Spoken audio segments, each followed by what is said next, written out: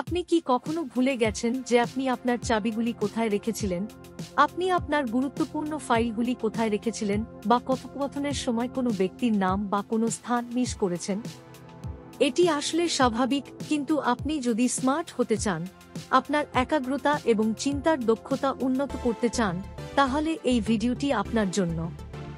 Hello দর্শক, স্বাস্থ্যসেবা এবং জীবনধারার জন্য নিবেদিত একমাত্র চ্যানেল মেডউইকিতে স্বাগতম। আজ আমরা গেম সম্পর্কে কথা বলব। মস্তিষ্কের গেম যা আপনার স্মৃতিশক্তি বাড়াতে পারে বা আপনার মস্তিষ্ককে শানিত করতে পারে। সংক্ষেপে, মস্তিষ্কের গেম যা আপনাকে আরও স্মার্ট করে তোলে। শেষ খেলা সুপার আকর্ষণীয়, তাই এই ভিডিওটি শেষ পর্যন্ত দেখুন। প্রথমত, আপনি কি জানেন মস্তিষ্কের গেম কি? ব্রেইন গেম হলো কিছু নির্দিষ্ট গেম, যেমন পাজল, মেমরি গেম বা সমস্যা সমাধানের গেম, যা আপনার মস্তিষ্ককে উদ্দীপিত করে এবং নিউরোপ্লাস্টিসিটি বাড়ায়, যার অর্থ নতুন জিনিস পরিবর্তন ও মানিয়ে নেওয়ার এবং জ্ঞানীয় ফাংশনগুলিকে উন্নত করার জন্য মস্তিষ্কের ক্ষমতা বৃদ্ধি করে। এখানে 5টি সেরা মস্তিষ্কের গেম রয়েছে যা আপনাকে 100% আরও স্মার্ট করে তুলতে পারে।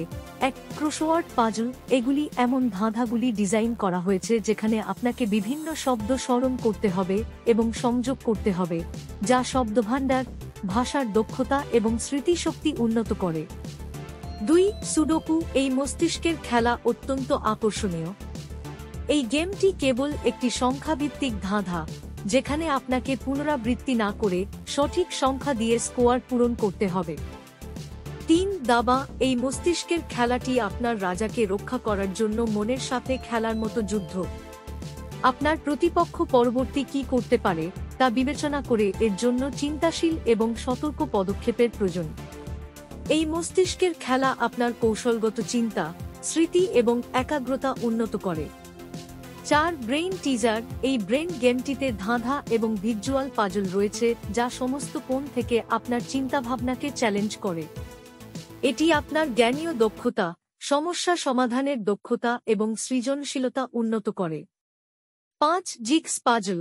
এই মস্তিষ্কের খেলার মধ্যে রয়েছে টুকরোগুলি থেকে একটি ধাঁধা সমাধান করা, আকার, রং এবং কিভাবে তারা একটি বোর্ড ছবিতে ফিট করে তা মনে রাখা। এটি আপনার স্বল্পমেয়াদী স্মৃতিশক্তি উন্নত করে এবং আরও শিথিল হয়।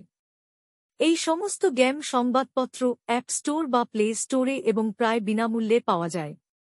সুতরাং এটি চেষ্টা করে দেখুন এবং আমাদের মন্তব্য বিভাগে এটি আপনাকে কিভাবে সহায়তা করেছে তা আমাদের জানান।